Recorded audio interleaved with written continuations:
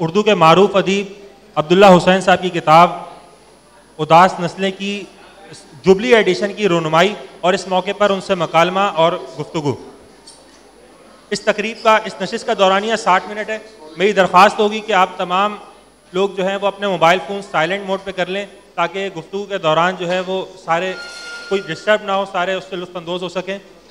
گفتگو کے آخر میں سوال جواب کا موقع فراہم کیا جائے گا. میری درخواست ہوگی کہ سوالوں کو مختصر رکھیے اور سوال کے بجائے تبصرہ کرنے سے گریز کیجیے گا. اس نشست کو ماڈریٹ کریں گے جناب سید احمد شاہ صاحب. جناب محمد احمد شاہ صاحب اردو کے ادیب اور ڈرامہ نگار ہیں. آپ نے کراچی میں عالمی اردو کانفرنس کی داغ بیل ڈالی. میں گزارش کروں گا احمد شاہ صاحب سے کہ اسٹیج پر تشریف لیں.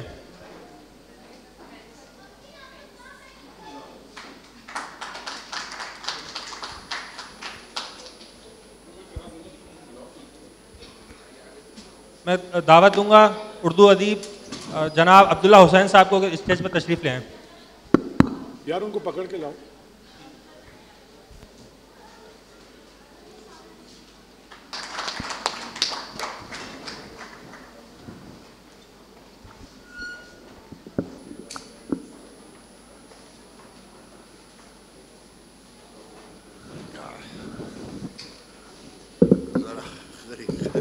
تھوڑی قریب کر دے.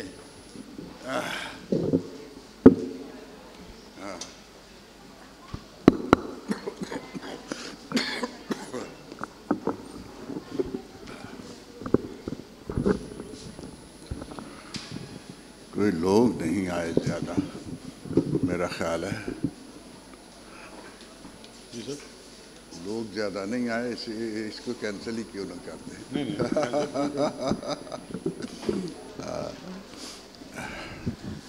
میری درخواست ہے کہ جو لوگ پیچھے بیٹھے ہیں اگر ذرا آگے آ جائیں تو وہ بن جائے گا ایک ماحول.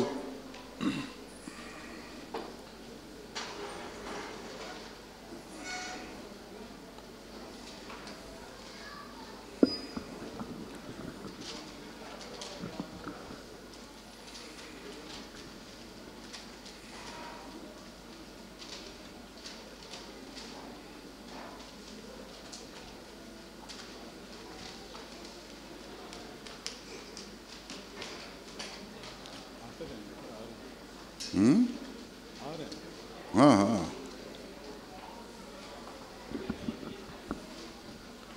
معزز خواتین و حضرات, جیسے آپ سب جانتے ہیں کہ ہمارے عہد کے ناقابل مثل ادیب ہیں عبداللہ حسین صاحب, اور قرۃ العین حیدر کے ناول آگ کے دریا نے جو تہلکہ مچایا اردو زبان و ادب میں, اس کے بعد اداس نسلیں اپنی مثال آپ ہے. اداس نسلیں کے علاوہ عبداللہ حسین صاحب نے باغ, قید, رات اور ان کی کہانیوں کے مجموعے بھی ہیں. آپ نے پڑھا ہوگا نشیب میں 6 کہانیاں تھیں یا 7 کہانیاں تھیں نا؟ نہیں, 8 کہانیاں. پھر فریب ان کا ایک کہانیوں کا مجموعہ آیا ہے, 6 کہانیاں اس میں ہیں. نادار لوگ ان کا ناول تھا. 1-2 اور کتابیں ان کی آ رہی ہیں. تو جو حالانکہ نہ یہ پبلک ریلیشننگ کے آدمی ہیں, نہ کوئی زیادہ ملنے جلنے کا انہیں شوق رہا, پھر کوئی 30-35 برس یہ ملک سے باہر رہے اور انگلستان میں خاصا عرصہ انہوں نے گزارا. اس کے باوجود جب یہ واپس آئے تو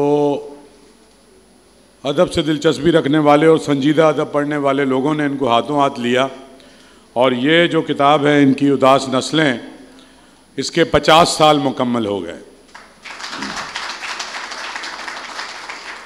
اور 50 برس میں کوئی ناول زندہ بھی رہے اور پھیلتا بھی جائے, اور کوئی 40 سے زیادہ ایڈیشن اس کے شائع ہو چکے ہیں. حالانکہ عبداللہ حسین صاحب اور کچھ اور لوگ یہ سمجھتے ہیں کہ اس کے بعد 10 برس بعد جو ناول آیا باغ, وہ زیادہ تر جو کرٹکس ہیں اور عبداللہ حسین خود بھی شاید اس کو زیادہ اہمیت دیتے ہیں. لیکن اداس نسلیں نے جو تاثر چھوڑا ہے, ابھی تک پچھلے 50 سال میں ایسا کوئی ناول نہیں آیا کہ جو اس کے مزے کو کرکرا کر سکا ہو. عبداللہ حسین صاحب سے ہم باتیں کریں گے. ایک بار پہلے بھی ان کا سیشن میں نے اسلام آباد میں کیا تھا, لیکن اس کا آڈینس مختلف تھا. آج آپ ہیں تو ہم چاہیں گے کہ عبداللہ حسین صاحب اپنے بارے میں بھی کچھ بتائیں اور یہ بھی بتائیں کہ یہ اداس نسلوں کی کو چونکہ ہم سیلیبریٹ کر رہے ہیں تو یہ جس پیرائے میں لکھا گیا جو اس کا بیک گراؤنڈ ہے اس پہ بھی میں چاہوں گا کہ عبداللہ حسین صاحب بات کریں. جناب علی، خواتین و حضرات، اس سے پہلے کہ میں احمد شاہ صاحب کے چڑھاؤ کا سامنا کروں، ایک درخواست کرنا چاہتا ہوں. میرے بہت سے دوست ہیں یہاں پہ اور بڑے مہربان دوست ہیں. یہ ان کی ہی نوازشات کا نتیجہ ہے کہ آج مجھے ایک خوفناک قسم کا ہینگ اوور ہے. مجھے زیادہ تر باتوں کی تو سمجھ ہی نہیں آ رہی، اس لیے اگر مجھ سے کوئی چوک ہو جائے تو اسے نظر انداز کر دیں. اور احمد شاہ صاحب نے جیسے فرمایا، اداس نسلیں کا بیک گراؤنڈ یہ ہے کہ میں تو ایک ایکسیڈنٹل قسم کا ادیب ہوں. ایک زمانے میں میں وہ میاں والی کے پاس ایک جگہ تھی داؤد خیل، وہاں ایک سیمنٹ فیکٹری میں کیمسٹ کے طور پہ کام کر رہا تھا. اور وہ ہم اس جگہ، اب تو کئی فیکٹری بن گئی ہے لیکن وہ پہلی فیکٹری تھی جو داؤد خیل میں بنی اور ہم لوگوں نے ہی اسے بنایا. چنانچہ وہاں مشینری تھی، لائم سٹون کی پہاڑیاں تھیں اور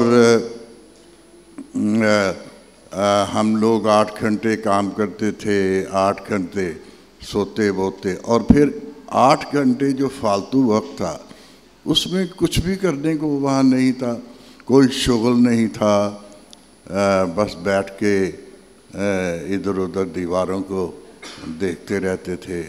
تو ایک دن میں نے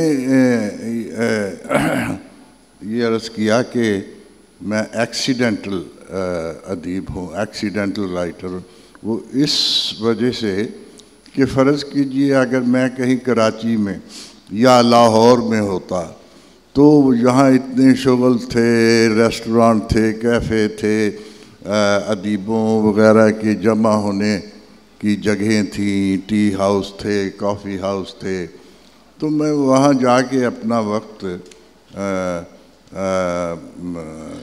گزار دیتا اور کبھی مجھے لکھنے کا خیال ہی نہ آتا. لیکن وہ ایک ایکسیڈنٹلی میں ایک ایسی جگہ پہ بیٹھا تھا جہاں بہت سا فالتو وقت تھا اور کرنے کے کچھ بھی نہیں تھا. تو سیدھی بات ہے، یہ سچی بات ہے کہ ایک دن اتنا سخت میں بور ہوا بیٹھ کے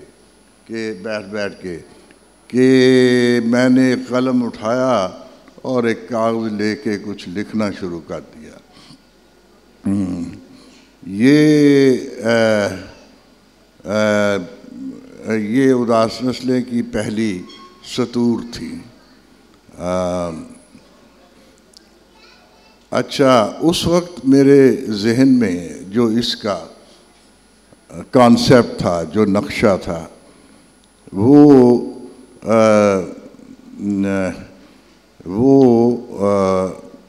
صرف ایک چھوٹی سی لو سٹوری تھی. ایک وہ بہت بڑا نواب ہوتا ہے جس کی سینکڑوں ہزاروں ایکڑ زمین ہوتی ہے، بڑا لمبا چوڑا اس کا سلسلہ ہے، اور اس کی ایک بیٹی ہے جسے ایک قلاش کسان کے بیٹے سے محبت ہو جاتی ہے. تو یہ وہ پھر ساری دنیا سے جنگ کرتی ہے، اپنے ساری فیملی سے. اس وقت تو یہ نہیں ہوا کرتا تھا ایسا کہ اس طبقے کی ایک عورت کا ایک غریب کسان کے ساتھ شادی ہو جائے. یہ ان کی ٹریڈیشنز کے خلاف اس نے اپنے سارے خاندان کی ٹریڈیشنز کے روایات کے خلاف، سارے خاندان کی مخالفت کے خلاف اس نے جنگ کی. اور پھر اتنی وہ مستعدی سے وہ جنگ کرتی رہی کہ آخر میں اس نے اپنا وہ کامیاب ہو گئی اس کسان کے ساتھ شادی کرنے. تو میرا خیال ہے کہ اس سے بڑی محبت کی کہانی تو نہیں ہو سکتی. محبت کی کہانی وہ ہوتی ہے، یہ نہیں ہوتی کہ بھئی یہ ایک شہر میں کوئی ہمسائے ہیں، ان کی آپس میں رشتہ داری ہے یا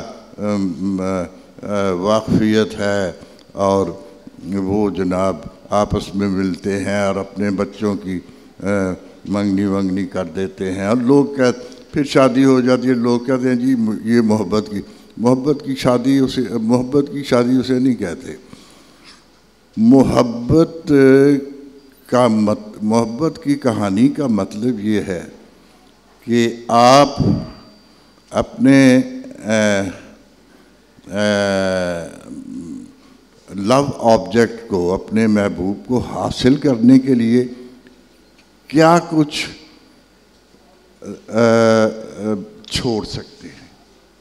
یہ ہے محبت کی. What you can give up, what you are prepared to give up for the sake of achieving your love object. یہ ہے محبت کا.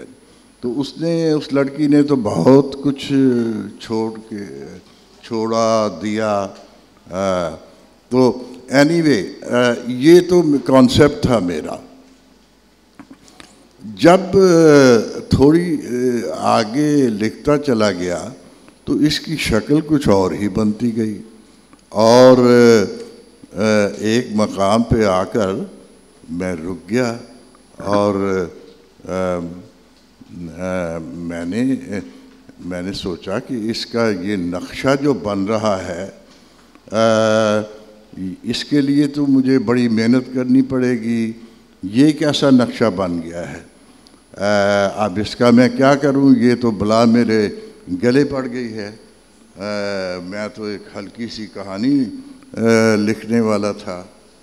خیر جناب، میں کافی دیر تک سوچتا رہا کہ اب کیا کیا جائے. پھر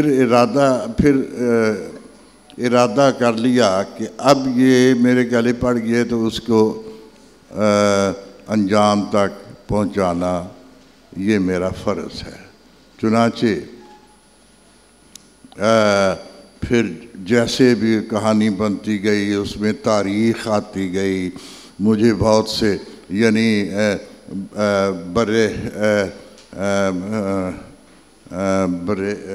سب کانٹیننٹ کیا کہتے ہیں، بر صغیر کی ساری جو انگریز راج سے چھٹکارا حاصل کرنے کی تاریخ ہے کہ جو سٹرگل ہے اس کی ساری تاریخ مجھے پھر اس میں جانا پڑا. کوئی سینکڑوں کتابیں پڑھی اور پھر میرا مطلب یہ تھا، مقصد یہ تھا کہ میں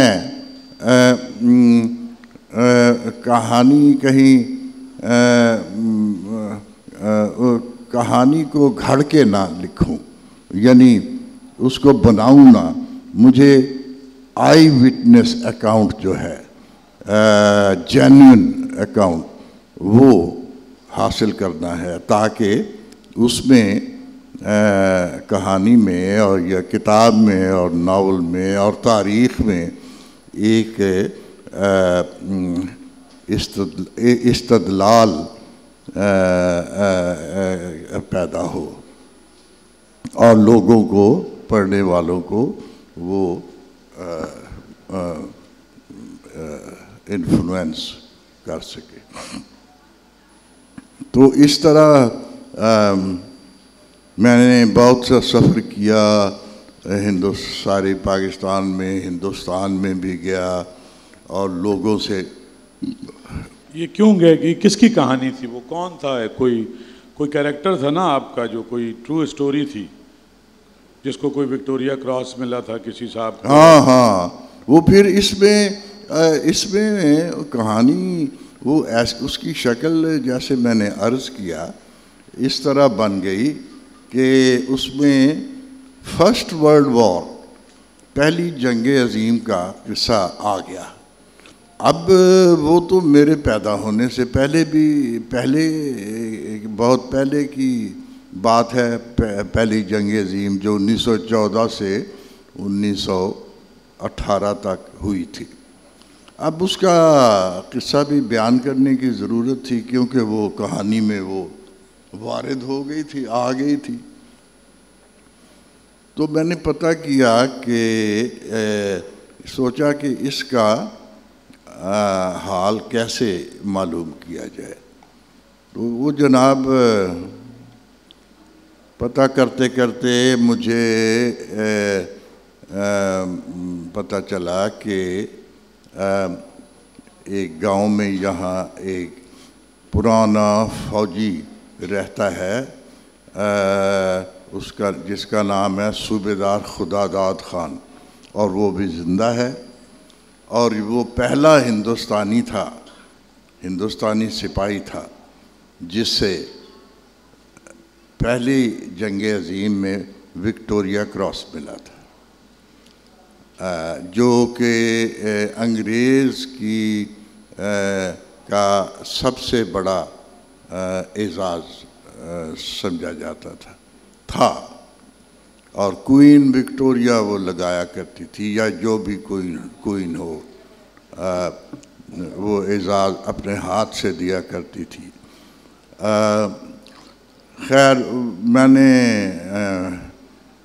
اس کا پتہ نکالا اور ایک ریل پہ چڑھا، ریل گاڑی پر ایک چھوٹے سے اسٹیشن پہ جا کے اتر گیا، وہاں ایک ٹانگا لیا وہاں پہ، اور ٹانگے میں بیٹھ کر میں نے اس گاؤں کا پتہ دیا۔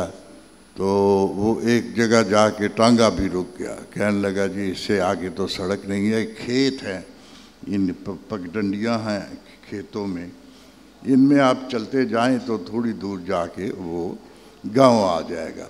خیر وہ میں کوئی آدھا گھنٹہ 1 گھنٹہ چلتا رہا کھیتوں میں، تو وہ گاؤں آ گیا۔ وہاں وہ صوبیدار خداداد خان صاحب اپنے ان کو وکٹوریا کراس کے ساتھ کوئی 50 ایکڑ زمین بھی ملی تھی، وہ وہاں اپنا آباد ہو گئے تھے اور پھر وہیں رہتے تھے، وہ کہیں ادھر ادھر جایا وایا نہیں کرتے تھے۔ میں ان کے سامنے حاضر ہوا، اپنا مدعا بیان کیا، تو کہنے لگے ہاں ٹھیک ہے آپ تشریف رکھیے۔ بڑی اچھی طرح سے انہوں نے مجھے ریسیو کیا اور کہنے لگے یہ کتابیں ہیں، یہ آپ پڑھ لیں۔ میں تو نہیں پڑھ سکتا کیونکہ انگریزی میں تھی، اور ان میں سب میں یہ انگریزوں کی لکھی، انگریزوں کے ہسٹورینز کی لکھی ہوئی کتابیں تھیں، تاریخ دانوں کی، اور ان ہر کتاب میں اس کیمپین کا ذکر تھا جس میں کہ یہ خداداد خان نے اپنا مارکا دکھایا تھا، اور یہ فرانس کے کسی فرنٹ پر وہ وہ جنگ ہوئی تھی جس پہ اس نے دشمن کے ایک پوری کی پوری کمپنی کو زخمی حالت میں خود بھی زخمی حالت تھا، اس میں اس نے اکیلے آدمی، اس کے ساتھ والے سب مر برا گئے تھے، اور جرمنز کی ایک کمپنی تھی، اس کو اس نے وہ اکیلا رہ گیا تھا، لیکن اس کے پاس بندوق تھی، اس کے ساتھ اس نے ساری کمپنی کا صفایا کر دیا، اور اس کے ساتھ اس کا اپنا کمانڈر انگریز تھا جو زخمی ہو چکا تھا، تو اس کو یہ اٹھا کے، خود بھی زخمی تھا، اس زخمی کمانڈر انگریز کو اٹھا کے یہ واپس اپنے محفوظ جگہ پہ لے آیا تھا۔ اس مارکے کی اس میں انعام کے طور پہ اسے وکٹوریہ کراس ملا تھا، اور فوراً ہی انہوں نے اس کو یعنی وہ کر دیا، سپاہی سے صوبیدار بنا دیا، اور اسی وقت ریٹائر کر کے اس کو زمین دے دی اس کے گاؤں میں اور گھر بھیج دیا۔ تو یہ بھی ایک دلچسپ واقعہ ہے کہ انہوں نے کہا یہاں سے نکل جاؤ، چلے جاؤ اپنے گاؤں سے، وہ اس لیے کہ یہ وکٹوریہ کراس جو بھی شخص حاصل کرتا ہے وہ یہاں وکٹوریہ کراس لے کے باہر نکلتا ہے جب، تو بڑے سے بڑا جنرل بھی اس کو سلیوٹ کرتا ہے۔ تو انہوں نے یہ اس کو کہا کہ یہ لے لو اور اپنے ابھی چلے جاؤ یہاں سے، تمہاری ترقی بھی ہو گئی ہے، زمین بھی مل گئی ہے، بس۔ تو اس کو گاؤں بھیج دیا اس نے۔ تو یہ قصہ تھا، وہ میں نے کتابیں پڑھی 2-3 دن وہاں رہ کے، اور پھر بس وہ اس کا وہ حال دکھا۔ اسی طرح جو بھی واقعات ہوئے بعد میں تاریخ میں جن کا ذکر اس کتاب میں ہے، ان کو حد الوسع میں نے یہ کوشش کی کہ ان کے حالات ان اشخاص سے مل کر معلوم کیے جائیں جو کہ آئی وٹنس تھی، یعنی ان کا وہ اس موقع پر موجود تھے خود، تاکہ ان کو بڑا جینوئن قسم کا تجربہ مجھے حاصل ہو ان کی زبان سے۔ تو یہ ذرا سا آپ کی جو زبان تھی اداس نسلیں کی، وہ ایک اس کی خاصی مقبولیت کی وجہ یہ تھی کہ عام طور پہ جس طرح سے اردو فکشن لکھا جا رہا تھا، آپ کی زبان کچھ مختلف ہے، کچھ تراکیب آپ نے اس میں نئی استعمال کی ہیں، کچھ لفظوں کے معنی بھی کچھ مطلب کچھ نئے الفاظ جیسے اس کتاب میں نظر آتے ہیں۔ اس کا کیا بیک گراؤنڈ؟ وہ یہ اب میں اقرار کرنے لگا ہوں تو یہ بھی بتا دوں کہ مجھے اردو لکھنی نہیں آتی تھی۔ ایک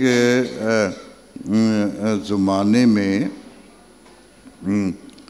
8ویں جماعت تک ہم نے اردو پڑھی، اس کے بعد لوگ کہنے لگے کہ انگریزی پڑھو، سب کا انگریزی پڑھو، پھر آپ کو انگریزی پڑھیں گے تو پھر ہی یہ وہ انگریزوں کا اس وقت راج تھا، یعنی انگریزوں کا کی حکومت تھی، تو پھر آپ کو نوکری بھی ملے گی۔ اور یہ میں ایک واقعہ سنایا کرتا ہوں، پہلے بھی سنا چکا ہوں، کہ میرے والد صاحب نے کہا کہ دیکھو انگریزی پڑھو۔ میں کچھ تھوڑی بہت کوشش کرتا تھا لیکن آتی نہیں تھی مجھے انگریزی، تو انہوں نے ایک دن مجھے کہا تم انگریزی نہیں پڑھو گے۔ انہوں نے مجھے ایک خوفناک سا منظر پیش کیا میرے سامنے کہ اگر تم انگریزی نہیں پڑھو گے تو تم نے دیکھا ہے نا یہ ریلوے اسٹیشنوں پر یہ لوگ لمبی میلی خاکی نکریں پہن کر چائے بیچتے پھرتے ہیں، تم وہ کام کرو گے۔ تو اب مجھے ڈر پیدا ہوا. چائے بیچنے میں تو مجھے کوئی حرج نہیں تھا, لیکن نکر پہننے سے میں بہت میں اپنا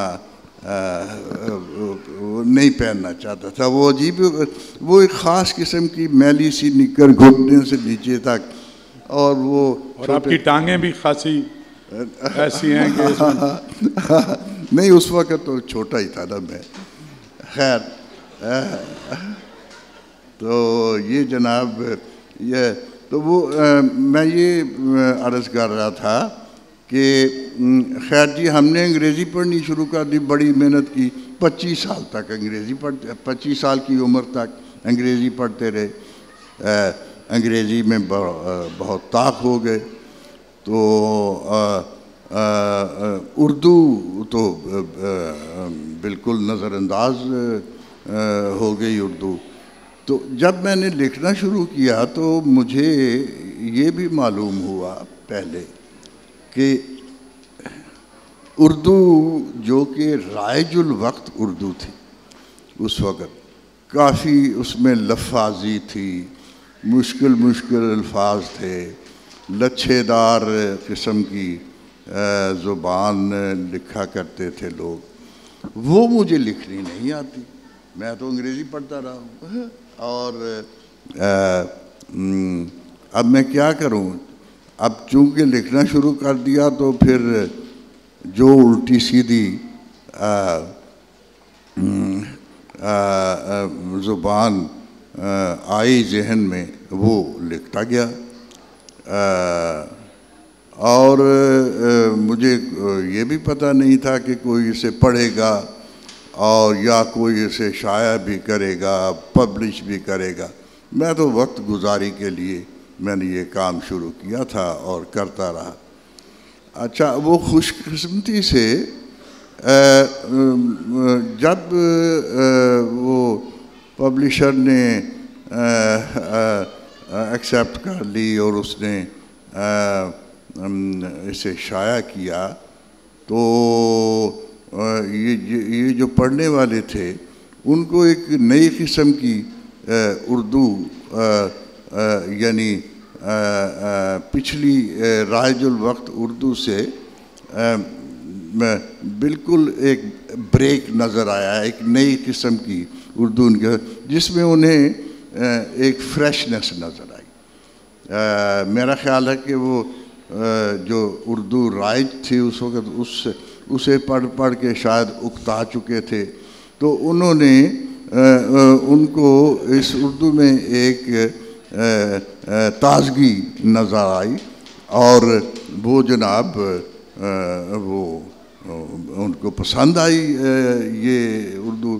اور وہ جیسے کہتے ہیں کہ ایک کبڑے کہ کب کا کسی نے لات ماری تو اس کا کب میرا تو کب نکلا ہوا ہے. یعنی اپنی وہ میری کمزوری جو تھی وہ کامیابی میں قدرتی طور پہ خوش قسمتی سمجھ لیں, وہ کامیابی میں تبدیل ہو گئی. تو یہ بھی ایک ایکسیڈنٹل رائٹر ہونے کی ایک دلیل ہے. تو وہ یہ ہے کہانی اس کی. ناول آپ نے لکھ لیا, اس کے بعد کیا ہوا؟ اس کو ہاتھوں ہاتھ لیا اور چھاپ دیا لوگوں نے؟ ہاں بہت جناب. اسی سال ایک انعام بہت بڑا اس وقت تو تھا, آدم جی پرائز, بڑی اس کی پریسٹیج تھی, سب سے بڑا انعام تھا اس وقت کا. اب تو خیر پتہ نہیں بند ہو گیا ہے, یہ کچھ بعد میں کئی سال چلتا رہا لیکن اس کی پریسٹیج کوئی نہیں رہی. اس وقت تو سب سے بڑا انعام تھا, اور پریزیڈنٹ جو اس وقت کا تھا ایوب خان, پریزیڈنٹ ایوب خان اپنے ہاتھ سے وہ بہت بڑی دعوت ہوتی تھی وغیرہ وغیرہ, اپنے ہاتھ سے وہ بہت لوگوں کو بلایا جاتا تھا اور اپنے ہاتھ سے وہ انعام دیتا تھا. تو وہ فوراً مل گیا، چھپ گیا اور بہت مقبول ہو گئے آپ. اور وہ اسے آدم جی پرائز مل گیا، اور یہ تو بہت میں ایک دم مشہور ہو گیا. لیکن یہ کہ آپ بتا رہے تھے کہ یہ کوئی چھاپنے کو تیار نہیں تھا یہ ناول، اور آپ گئے جب پبلشر کے پاس تو اس نے کہا بھئی آپ کو کوئی جانتا ہی نہیں ہے، تو اتنے سارے پیسے میں خرچ کر دوں، اسے کوئی پڑھے نہیں، تو کوئی کہانیاں وہانیاں لکھ کے لاؤ. انہوں نے کہا کہ یہ جناب آپ کو اب تو کسی کو پتہ ہی نہیں ہے، یہ کہاں آپ چھپے رہے اتنی دیر، اور اتنی موٹی سی کتاب لے کر آ گئے ہیں، اس پہ تو بڑے پیسے لگیں گے، اسے خریدے گا کون؟ تو آپ یہ کریں کہ آپ ہم لوگ ایک رسالہ نکالتے ہیں سویرا، اس وقت کا بڑا مشہور رسالہ، سارے ہندوستان تک جاتا تھا. تو اس کے لیے آپ کوئی 1 2 3 کہانیاں لکھ کے دیں ہمیں، وہ چھاپیں گے تاکہ لوگوں کو معلوم آپ کے نام سے واقف ہو جائیں، واقفیت حاصل ہوگی، تو پھر یہ چھاپیں گے ہم. خیر میں نے کبھی افسانہ پہلے لکھا ہی نہیں تھا. یہ اداس نے سب سے پہلے میری پہلی تحریر ناول آ گیا. خیر میں نے کوشش کر کے ایک کہانی لکھی، اس کا نام ندی تھا. ٹھیک، ندی. اور یہ کوئی کینیڈا کے بارے میں کچھ؟ ہاں، یہ میں اسی وقت کینیڈا گیا تھا جہاں سے میں نے کیمیکل انجینئرنگ کا ڈپلومہ لیا تھا، اس کا سیمنٹ ٹیکنالوجی کا. اس وقت ایک اسکیم ہوا کرتی تھی کامن ویلتھ میں جسے کولمبو پلان کہا کرتے تھے، اس کی فیلوشپ مجھے ملی تھی، اور وہاں میں گیا تھا، وہاں سے واپس آیا تھا 18 مہینے رہ کر. تو اسی وقت میرے ہاتھ میں تو سامنے تو وہ ایک تجربہ تھا، اسی کو لے کر میں نے یہ کہانی لکھ دی. کینیڈا کا بیک گراؤنڈ تھا، وہ بھی خوش قسمتی سے ایکسیڈنٹلی. وہ جو کہانی تھی پہلی آپ کی، اس کا نام ندی تھا. ندی اس کا نام تھا، اور وہ جناب اتنی مشہور ہوئی کہ وہ سارے ہندوستان میں پشاور سے لے کے بمبئی تک وہ سب لوگ تعریف کرنے لگے اور پڑھنے لگے. اور سر یہ ندی پھوٹی کہاں سے تھی؟ وہاں کوئی تھا اس کے پیچھے بھی کوئی کہانی تھی اس کہانی کے پیچھے؟ ہاں کچھ تھی، کوئی لڑکی تھی شاید. ہاں شاید تھی. اس کے بارے میں بتائیں گے کچھ؟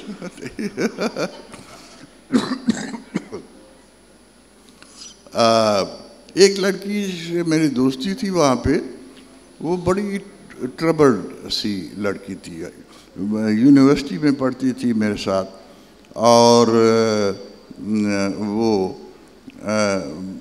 بہت ذہین لڑکی تھی، بے حد ذہین.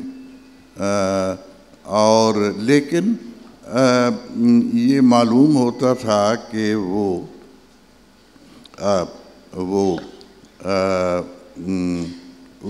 اس کے ذہن میں کوئی پرابلم ہے. پرابلم نہیں یعنی کوئی دماغی پرابلم نہیں، لیکن she had a troubled mind.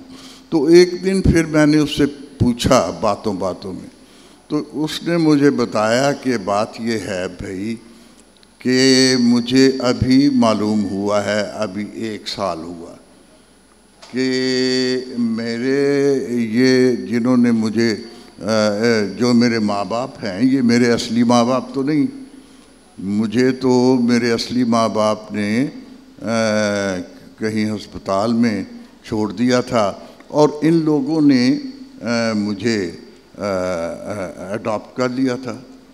تو لے بالغ تھی وہ. تو وہ کہتی ہے اب مجھے اب آ کے پتہ چلا ہے. اور میں تو حیران اور پریشان ہو گئی ہوں، اور ہر وقت میں یہی تلاش کرتی رہتی ہوں کہ کبھی مجھے میرے اصل ماں باپ جو ہیں ان کا پتہ چل جائے، لیکن ان کا کوئی نام و نشان ہی نہیں۔ میں نے بہت پتہ کیا ہے ادھر ادھر سے، یہ اپنا جہاں ریکارڈ رکھے جاتے ہیں برتھس کے، ڈیتھس کے، وہاں سے کیا، لیکن کوئی نام و نشان نہیں۔ تو یہ اس کا ایک وہ سر کہانی بہت مشہور ہو گئی اور آپ بھی بہت مشہور ہوئے اور ناول بھی بہت چل پڑا، اس کے بعد آپ نے کیا سوچا کہ فوراً دوسرا ناول؟ پھر آپ چلے کیوں گئے یہاں سے؟ بس میرا خیال ہے آپ میرے خیال میں اس ناول کے بعد چلے گئے۔ میں اس ناول لکھنے کے 2.5-3 سال کے بعد انگلستان چلا گیا۔ ٹھیک ہے۔ کیوں گیا؟ یہ میرے دوست بیٹھے ہیں یہاں پہ، تارڑ صاحب، مستنصر حسین تارڑ صاحب، ان کی طرح آپ یہ کہہ سکتے ہیں کہ میرے پاؤں میں بھی چکر تھا۔ تو آپ سیاحت کے چکر میں گئے تھے شروع میں؟ جی آپ گئے تھے ٹورزم کے لیے؟ نہیں، میں تو وہاں جا کے نوکری کی آپ نے؟ ہاں، نوکری کی اور سیٹل ہو گیا وہاں، رہنے لگے۔ ہاں۔ وہ پھر میں نے وہی کہا تھا کہ وہاں پہ کوئی چائے کی دکان چلاتے تھے آپ؟ نہیں۔ ہاں، آپ کیا بیچتے تھے؟ کچھ لیکوڈ بیچا کرتے تھے آپ؟ کوئی کافی، چائے یا کیا؟ نہیں، میں تو شراب بیچا کرتا تھا۔ ہاں بھائی بات یہ ہے کہ آپ بڑے مجھے معیوب باتوں میں لگا دیا۔ آپ معیوب سمجھ کے کرتے رہے یہ کام؟ نہیں، میں تو نہیں سمجھتا تھا۔ اب بھی نہیں سمجھتے نا؟ اچھا، وہ پرانی بات ہو گئی، لیکن تارڑ صاحب کے سامنے آپ سے میں نے کہا تھا کہ اب آپ کی عمر بھی 80 سال سے زیادہ ہو گئی ہے، تو اب آپ پہ حدود آرڈیننس بھی نہیں لگتا، تو یہ سب لوگوں سے سچی باتیں بتائیں نا۔ نہیں، وہ یوں ہوا بھائی کہ میں تو وہاں نوکری کرتا رہا، اور پھر ہم لوگ گیس بورڈ میں گیس مینوفیکچر کرتے تھے، یہ گھروں میں چولہوں میں جو گیس جلایا، اس وقت ہم اسے بنایا کرتے تھے اس گیس کو کوئلے سے وغیرہ وغیرہ۔ جی۔ لیکن کچھ دیر کے بعد، چند سال کے بعد، نارتھ سی سے آئل آ گیا وہاں پہ انگلستان، نارتھ سی آئل۔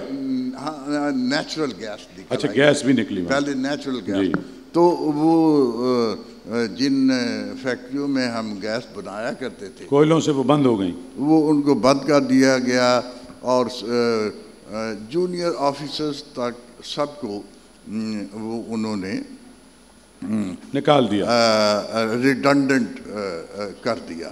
لیکن میں خوش قسمتی سے اس وقت تک سینئر آفیسرز کے کیڈر میں پہنچ گیا تھا، تو ہمارا جو سینئر آفیسرز کی یونین تھی ان کا مینجمنٹ سے معاہدہ تھا کہ وہ ہم میں سے کسی کو کمپلسری طور پہ ریڈنڈنٹ نہیں کریں گے، بلکہ متبادل نوکریاں دیں گے اسی اپنی آرگنائزیشن۔ لیکن ان کے ساتھ خیر بہت سے لوگوں نے تو وہیں رہنا پسند کر لیا۔ آپ نے پیسے لے لیے؟ وہ انہوں نے ساتھ ہی ہمارے سینئر آفیسر کے یونین والوں کو ریڈنڈنسی، والنٹری ریڈنڈنسی۔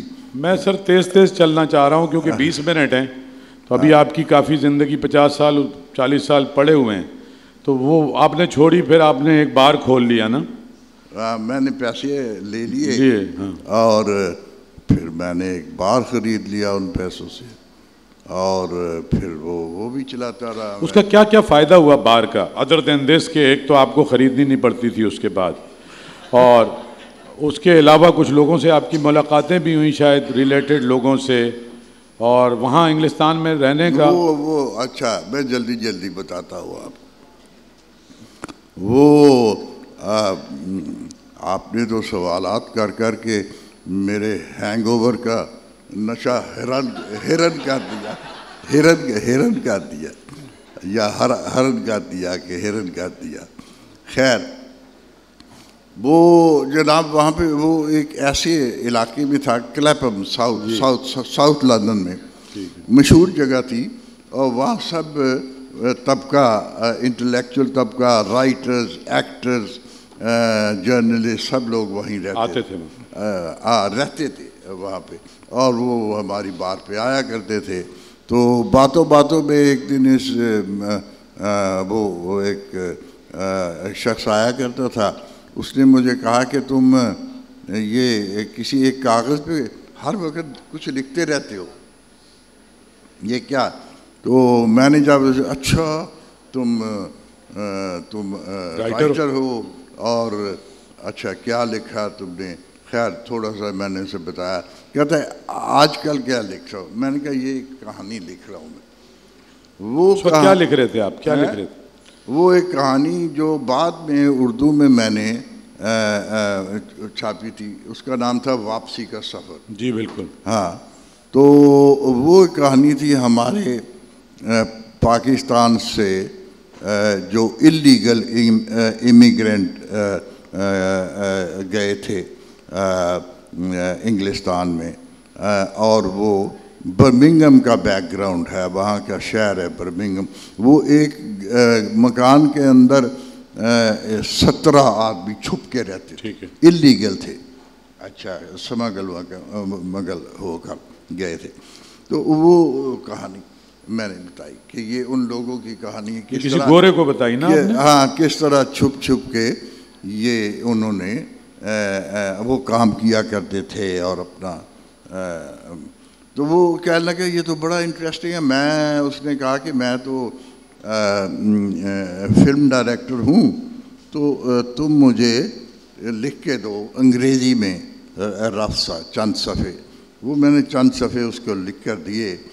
وہ اسے اپنا ایک کمپنی تھی رینیگیٹ فلمز, اس کے پاس انڈیپینڈنٹ کمپنی, اس کے پاس لے گیا. اس کا جو ہیڈ تھا وہ تھا, اس کا نام تھا رابرٹ بکلر. اس نے اس کا اسکرین پلے لکھا. اسکرین پلے لکھنے کے بعد وہ بی بی سی 2 کی جو چینل تھی, جی ٹیلی ویژن کے چینل تھی, لیکن وہ فیچر فلمیں بھی بنایا کرتے تھے. انہوں نے اسے ایکسیپٹ کر لیا کہ ہاں بنائیں. چنانچہ وہ انہوں نے فلم بنائی. اس کا نام انہوں نے رکھا brothers in trouble. Brothers in trouble. ٹھیک, بردرز ان ٹربل. اور وہ بڑی اچھی فلم ہے. وہاں ایڈنبرا فیسٹیول میں اسے انعام وغیرہ ملا. پیسے بھی ملے اچھے خاصے آپ کو؟ ہاں کوئی 20,000 پاؤنڈ کے قریب. یہ بتائیں باغ لکھنی شروع کر دی تھی ساتھ ساتھ؟ باغ آپ نے لکھنا شروع کر دیا؟ نہیں, باغ میں نے یعنی اداسن سے ختم کرنے کے 13 سال تک میں نے ایک لفظ نہیں لکھا. ٹھیک. اس کی کوئی خاص وجہ تھی نہ لکھنے کی؟ وہ اصل میں نے کہیں پڑھا تھا, ایک کسی مشہور رائٹر کا یا کریٹک کا ایک مقولہ مجھے یاد تھا, میں نے کہیں سے پڑھا تھا کہ the test of a writer is his second novel. اس کے دوسرا جو ایک ناول, تو یہ عام طور پہ کہا جاتا ہے کہ ہر ایک میں ایک ناول ہوتا ہے, ہر ایک شخص میں ایک ناول تو ہے اس کے اندر. ہاں, ہر ایک شخص کے اندر ایک ناول ہوتا ہے ہمیشہ. اب وہ اسے لکھے یا نہ لکھے یہ الگ بات ہے, لیکن اس ناول سے, پہلے ناول سے تو وہ ادیب نہیں بنتا. ادیب تو بنتا ہے اپنے دوسرے ناول سے. مطلب وہ جو آپ کی شہرت تھی اور ایک دم سے ظاہر ہے پہلا ناول آپ نے لکھا تو آپ ادیب ہی نہیں تھے, عام آدمی تھے, آپ نے لکھ دیا, ایک روانی, ایک فلیئر, ایک کنٹینیوٹی آف تھاٹ میں. دوسری دفعہ آپ اپنی شہرت سے خود خوف زدہ ہو گئے کہ یار ایسا نہ ہو کہ یہ ریپوٹیشن جو میری اتنی ساری ہاں. تو پھر 13 سال تک میں نے کچھ نہیں لکھا. اس کے بعد ایک وقت آیا جب مجھے محسوس ہوا کہ اب میں لکھ سکتا ہوں, ایک دوسرا ناول لکھ سکتا ہوں. تو میں نے باغ لکھا جو بہت اچھا ناول ہے, حالانکہ اس کا ذکر زیادہ نہیں ہوتا، لیکن اب ہو رہا ہے، بہت ہو رہا ہے، بہت ہو رہا ہے، اب ہو رہا ہے۔ یہ کشمیر کے بیک گراؤنڈ میں، اور کشمیر اس کا جو ہیرو ہے یہ تو مجھے لگتا ہے آپ خود ہی ہیں باغ کے۔ نہیں یہ پتہ نہیں کیا ایک عجیب سی کانٹروورسی ہے، مجھے نہیں پتا ہیرو اس کو کون ہے۔ آپ کو لگتا ہے آپ کے علاوہ کوئی اور ہے؟ ہاں کوئی اچھا ہے۔ میرا خیال ہے کہ دا اسپرٹ آف کشمیر آپ کہہ سکتے ہیں، یعنی میں یہ کہہ سکتا ہوں کہ جو روح ہے کشمیر کی اسپرٹ جو ہے، کشمیر کے لوگوں کی، کشمیر کی آبادی کی اسپرٹ، وہ ایک باغ اس کا شاید سمبل ہے۔ ٹھیک ہو۔ اور یہ باغ ایسا لفظ ہے جو کہ ہمارے سارے ہندو کش اور ہمالیہ کے پہاڑوں کے سلسلے میں بڑی زبانیں بولی جاتی ہیں پہاڑوں میں، لیکن ایک لفظ ہے جو کہ اس طویل سلسلے میں شیر کے لیے ایک ہی باغ ہی کہتے ہیں ہر ایک زبان میں، تو وہ میں نے اس کا نام رکھ دیا۔ یہ آپ اداس نسلیں کا انگریزی ترجمہ آپ نے خود کیا، یہ کسی نے اسائن کیا تھا آپ کو؟ ہاں، یونیسکو نے مجھے، یونیسکو کا ایک پروگرام ہے، UNESCO collection of representative works in world languages, یہ اس میں وہ ہر سال ایک کتاب لے کر اس کو یونائٹڈ نیشنز کی 5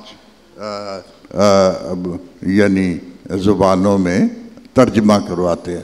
تو ان کا کرائیٹیرین یہ ہے کہ 25 سال سے زیادہ پرانی ہو کتاب، اور کبھی اس 25 سال میں کبھی آؤٹ آف پرنٹ نہ رہی ہو۔ اچھا، یہ کچھ ایسا کوئی مغربی ممالک کے کچھ یونیورسٹیوں میں پڑھائی بھی جاتی ہے یہ اداس نسل؟ جی،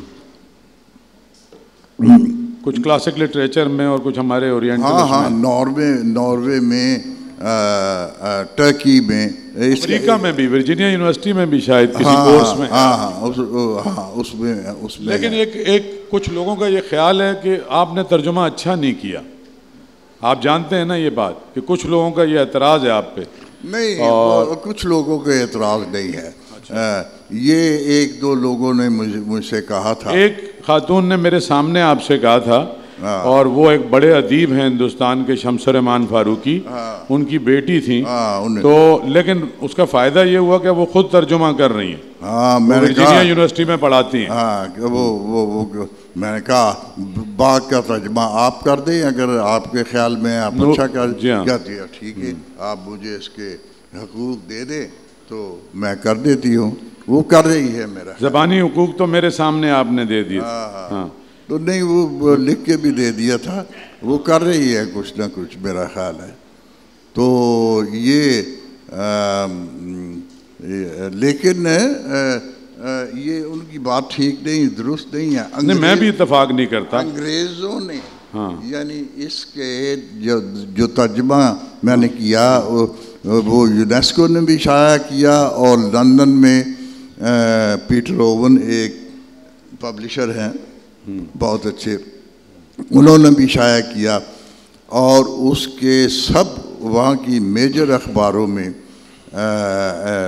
انگلینڈ کی، وہ اس میں اس کے ریویوز آئے، اور بڑے بڑے مشہور ریویورز۔ مطلب یو آر سیٹسفائیڈ کہ آپ کا ترجمہ بہت زبردست؟ ٹائمز نہیں، میں آپ کو بتاتا ہوں نا کہ ٹائمز اخبار، لنڈن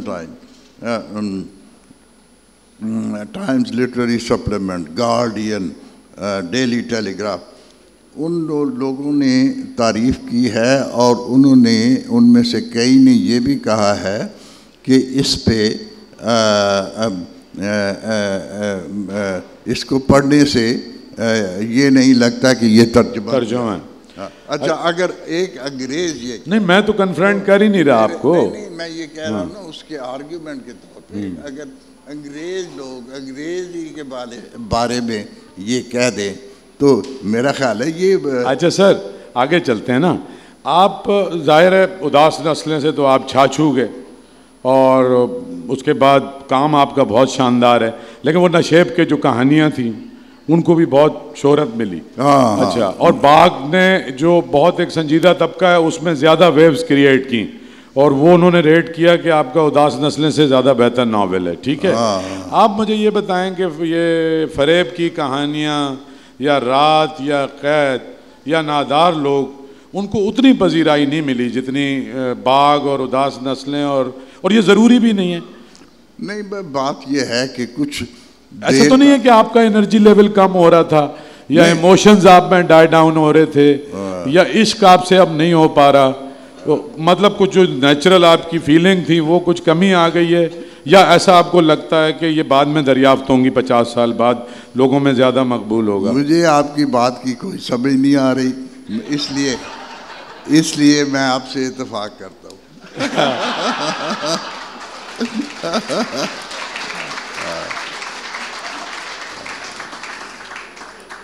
اب آج کل کیا لکھ رہے ہیں آپ؟ آج کل تو میں میں کچھ کہانیاں لکھ رہا ہوں. طاہر صاحب سوال جواب کرنے ہیں؟ کر لیں نا؟ ہاں تو ٹائم نہیں ہے. ٹھیک ہے سر، آپ فرمائیے. سوری. نہیں، وہ کچھ کہانیاں لکھ رہا ہوں. نادار لوگ کا دوسرا حصہ بہت اصرار ہے لوگوں کا کہ لکھوں. اس کے میں نے کوئی 100 صفحے لکھ کے کافی دیر 100 صفحے لکھ کر کو ایک جگہ پڑے ہوئے ہیں، اسے بھی اٹھا کے اب میں اسے بھی لکھوں. اچھا، آپ کے بارے میں ایک اور بھی تاثر ہے کہ عام طور پہ جو بڑے ادیب ہیں، یا بڑے ادیب نہیں ویسے بھی ادیب ہیں، وہ اپنے قاری کا بہت زیادہ خیال کرتے ہیں اور پھر وہ بعد میں ایسا لگتا ہے کہ وہ اس کے زیر اثر لکھنے لگتے ہیں کہ ان کو کیا پسند ہے. آپ زیادہ اپنے قاری کو لفٹ نہیں کراتے اور وہ مطلب اس طرح سے مجھے لگتا ہے کہ کہیں کہیں آپ کے ناول میں آپ کہانی کو چھوڑ جاتے ہیں اور اس کے بعد آپ دو باتیں مجھے فیل ہوئی نا. ایک ایز اے لے مین، ایز اے ریڈر، کیونکہ میں تو ایک معمولی سا ریڈر ہوں آپ کے لاکھوں اور ریڈرز کی طرح. ایک تو یہ کہ آپ لکھتے لکھتے بیچ میں نا کہانی کو بھول جاتے ہیں، یا جان بوجھ کے آپ کی ٹیکنیک ہے، اور 50 صفحے تک قاری کو ڈھونڈنا پڑتا ہے کہ یہ کہانی دوبارہ کہاں سے میں اس کو جوڑوں، اور یہ ایک طرح سے آپ کا اسٹائل بن گیا. دوسرا، کہیں کہیں ایسا لگتا ہے کہ زندگی کے بارے میں جو آپ کا ایک فلسفہ ہے نا، سوچنے کا انداز ہے، جس طرح زندگی کو آپ دیکھنا چاہتے ہیں، برتنا چاہتے ہیں، کہانی کو وہاں چھوڑ کے آپ اس کو لے کے چلنا شروع کر دیتے ہیں. ایک تو یہ بات، اور دوسری بات یہ ہے کہ اس کو آپ لے کے چلتے ہیں. ایک تو جو آپ کی زندگی میں ارد گرد جو کیریکٹرز ہیں نا، عام کیریکٹرز، ان کو لے کے چلتے ہیں اور انہیں کہیں کہیں آپ اپر کلاس کے کیریکٹرز تک لاتے ہیں اور پھر وہاں سے مایوس کرا کے واپس لے آتے ہیں اس کے اپنے ماحول میں.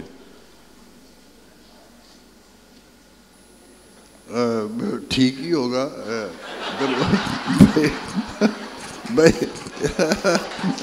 اب آپ تو بڑے میں آپ کو بہت سنجیدگی سے پڑھتا ہوں نا، مشکل سوالات کر رہے ہیں. مجھے تو میں آپ کو سچی بات بتاؤں کہ اتنی دیر ہو گئی، 50 سال ہو گئے مجھے اداس لکھے ہوئے، اس کے زیادہ تر حصے تو میں بھول ہی چکا ہوں. مجھے بھول گئے ہیں. لوگ یاد کرواتے ہیں تو میں کہا ہاں جی آپ بالکل درست ٹھیک بات کر رہے ہیں. یہ بالکل اسی طرح ہے، یعنی جو بھی بندہ یاد کرواتا ہے وہاں آپ نے یہ لکھا، میں نے کہا بالکل ٹھیک ہے. تو یہ اب ہمارے پاس وقت بہت کم ہے اور یہ سب لوگ آپ کو سننے آئیں، تو کوئی ان کی بات کے جواب میں بھی آپ ویسے تو یہی کہیں گے کہ بالکل ٹھیک ہے، تو 2-4 سوال لے لیتے ہیں ہم. نہیں، میں تو اپنے سامعین کی بڑی عزت کرتا ہوں. میں باقاعدہ آپ سے ہمارے سے تو آپ کی دشمنی چل رہی میں ان کے جواب. اچھا، سوال کوئی اگر کوئی بات کرنا چاہے عبداللہ حسین صاحب سے. ہلو. اچھا ہاں دے دیں. جی السلام علیکم. آپ کھڑے ہو جائیں اگر تو. ہاں بالکل فٹ آدمی ہے، ٹانگیں بھی ٹھیک ہے آپ کی. شکریہ. وہ ٹرانسلیشن سے متعلق بس ایک شعر میں کہنا چاہ رہا تھا. جی.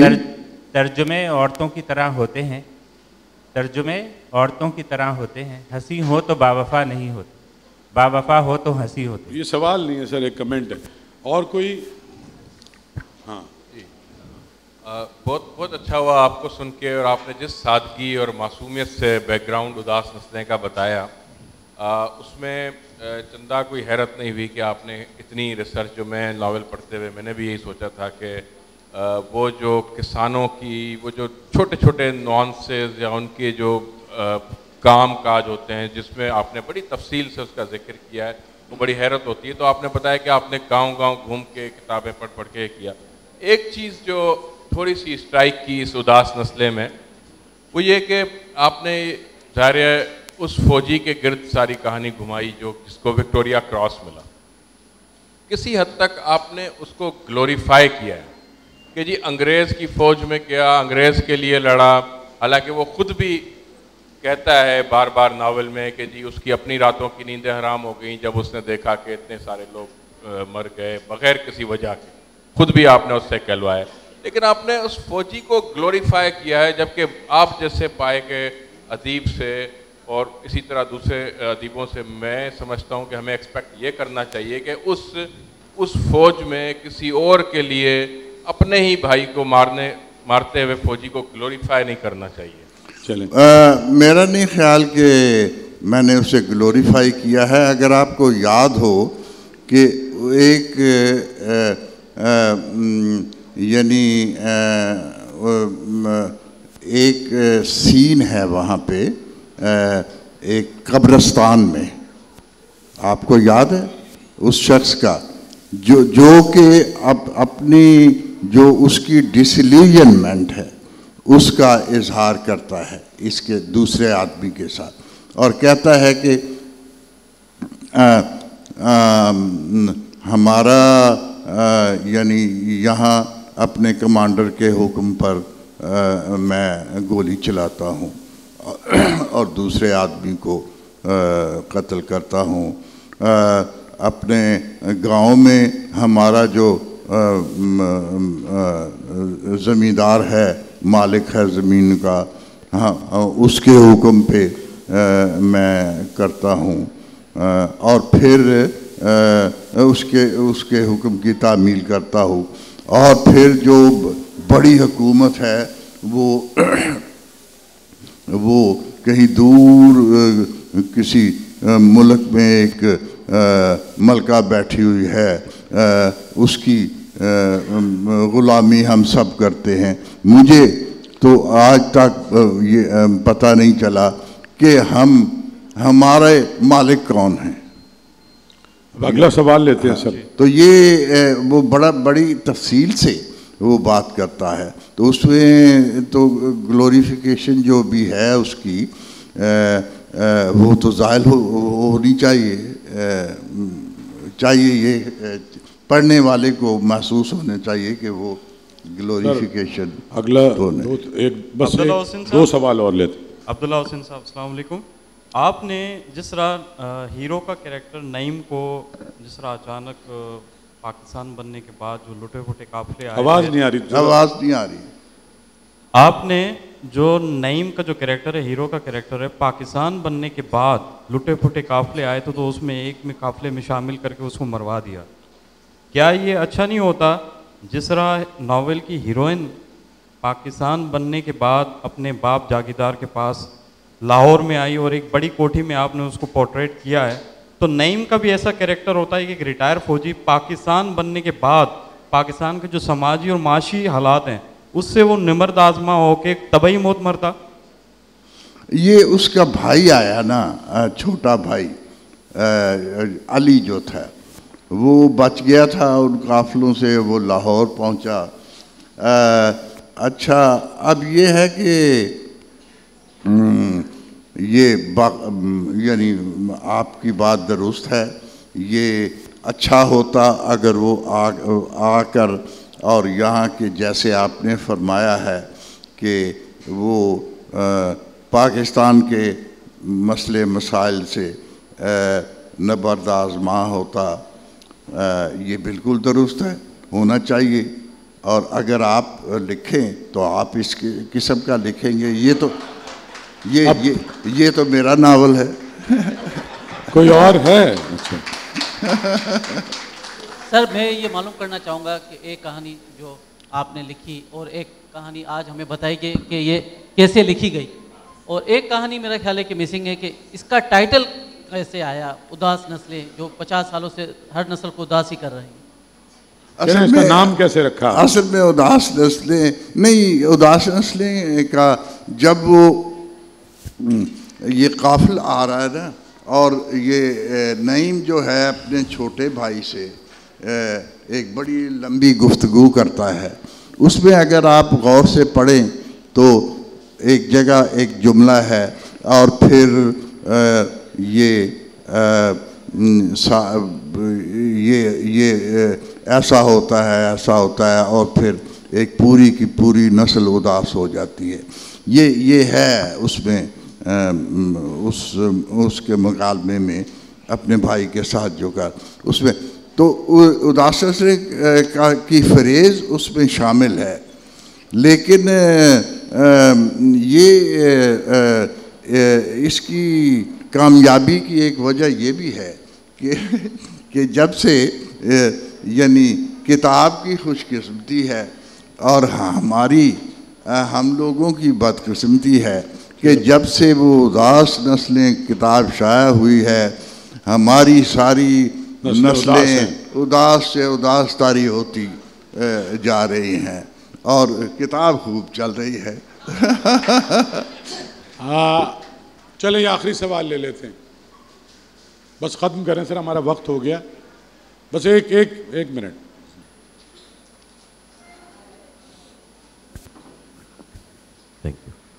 سر اداس نسلیں، واپسی کا سفر، ایک ناول کا آپ کا جو انداز ہے لکھنے کا، اس کے طریق کو آپ نے کیا آئندہ کے لیے، یعنی آپ سے بعد جو آپ کے قریب رہے ہوں، کچھ ایسا ٹرانسفر آپ کے شاگرد کے حوالے سے کہ وہ آپ جیسی طریق پہ وہ ناول لکھ رہا ہو، ایسا کچھ ہے کہ آپ کے بعد ہم کسی کو انسپریشن ملا کہہ رہے ہیں ایسا کہ آپ کے ناول پڑھ کے کوئی اور لوگ لکھنا شروع ہو گئے ہوں، ایسا کچھ ہوا؟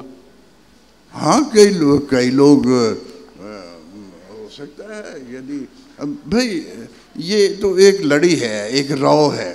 ہر ایک ادیب اپنے پچھلے ادیبوں سے کچھ نہ کچھ حاصل کر کے ان سے اثر انداز ہوتا ہے. ہمارے عہد کے بہت ہی بڑے ادیب، ناول نگار، کہانی لکھنے والے، تو ہم ایک بھرپور سا ان کے لیے کلیپ کرتے ہیں.